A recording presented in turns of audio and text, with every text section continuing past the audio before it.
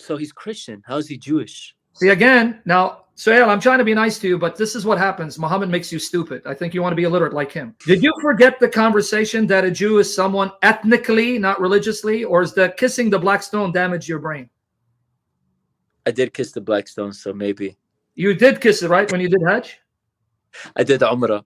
Yeah, you did Umrah. Okay, so you did. Now, guys, he admitted. He went Umrah and he kissed the black stone. Why does Allah require you to kiss a black stone? But you don't have to. You want to bet it's sunnah. Your prophet did it, and he says you do it. Not requirement. You want to bet that if you perform Umrah or Hajj, that one of the $100, even though I'm not supposed to bet. Okay, you want to bet? If I quote you Fiqh Sunnah, quoting Bukhari and Muslim, where it is one of the rites that you must do, if there is a large crowd, then you have to just symbolically reach out your hand and kiss your hand. But if there's room, you have to go kiss the stone and put your cheek on it. This is part of the rites of pilgrimage, according to your prophet. Are you trying to deceive me? No, not at all.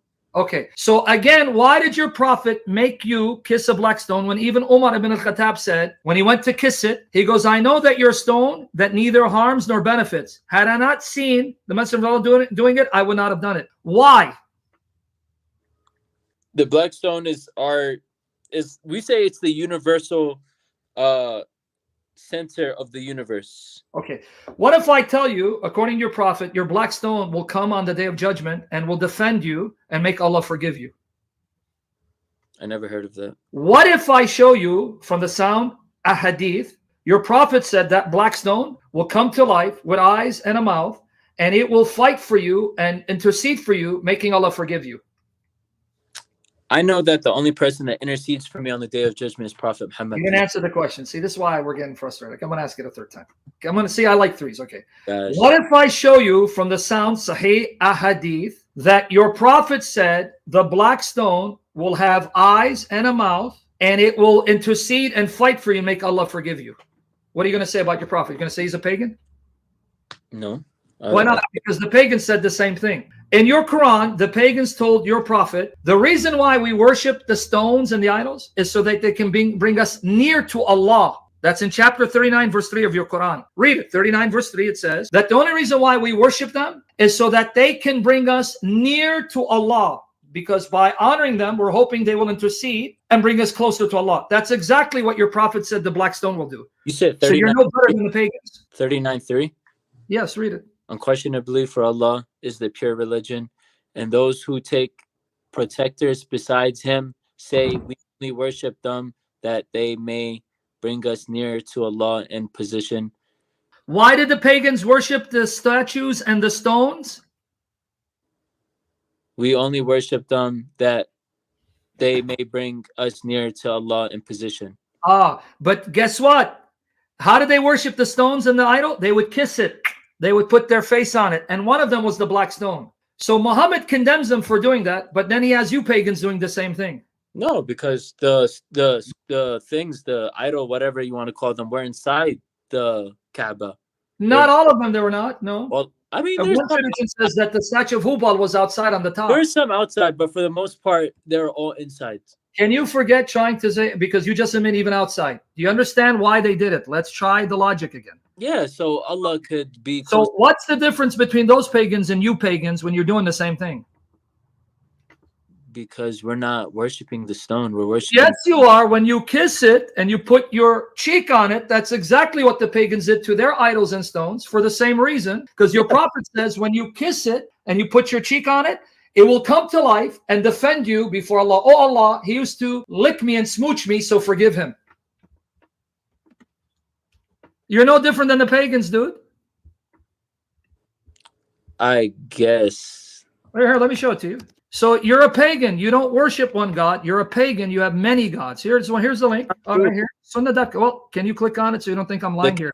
Not my Lord. Well, that makes it even worse. So you're smooching and smothering a stone that's not your Lord. Don't you understand? You're burying yourself even more. So you're going to smooch the black stone that's not your Lord, and you still don't think you're a pagan? Because I kissed a rock, I worship it now. Okay, let's try this again. The pagans would kiss the stones and the idols, and they would actually touch the stones and idols because they believe these idols and stones, representing their gods, would intercede for them. Your prophet said that black stone that you touch and kiss, it will come to life, intercede for you. So it's no different from the pagans. What are you not getting? I see where you're coming from, but what you're not understanding is them kissing those stones, those idols. They believe that those were gods. Sure, that's okay, but they didn't think they were Allah. They thought they would bring them closer to Allah. So you don't call it a god, but you're doing the same thing. I'm going to lick this black stone because it's going to bring me closer to Allah. That's So idolatry. we do believe as Muslims that everything on the day of judgment will come to life. Trees. Good, that's okay. I'm fine. Here it is. It was narrated that Sayyid bin Jubair said, I heard Ibn Abbas, Muhammad's cousin, the Messenger of Allah, this stone will be brought on the day of resurrection and will be given 2 eyes with which it sees and a tongue with which to speak, and will bear witness for those who touched it in sincerity. So it's going to be your intercessor. And it's great. Hassan, good. Sunan Ibn Majah, number 2944. I gave you the link. So, and you're trying to convince us you guys are not pagans. Okay, I'm convinced. I mean, we're kissing. Okay, we kiss the rock. How does that make us pagan? We don't worship the rock. Because the pagans did the same thing. They would kiss stones, thinking that kissing these stones would bring them closer to Allah. They would intercede for them. Those stones. There's a difference. And when you kiss a stone and you touch it, hoping that it will save you, then you're doing the same thing, even though you don't like to use the word. Even Umar, didn't you say Umar ibn Khattab? Yes. Doesn't do anything. We already know this. The stone. Okay, but let me repeat again. You may not use the word worship. You can deny all you want. It's not worship. What you say, you contradict by your deeds. You may say, I'm not worshiping it, but by your action, when you kiss it and touch it, hoping it will take your sin and defend you, that is worship, because you're depending on it to intercede for you. That's what a God is. Someone who comes to help you and defend you. That's what an ilah is. I don't know if you know that. I believe that Muhammad intercedes for us on the day of judgment. Let me now tell you that Muhammad is your other God. That's the other pagan God that you worship. We don't worship Muhammad. You do by your deeds. Don't change this out. I'm going to show you that you worship Muhammad. You're a Mohammedan. I'll prove it. Your God is Allah, Muhammad, the black stone, the Quran. They're all your gods. I'll prove it. But before we get to Muhammad as your God, are you okay with a stone coming to life and interceding for you and defending you, which is what an ilah does? Why do you think they worship them as gods?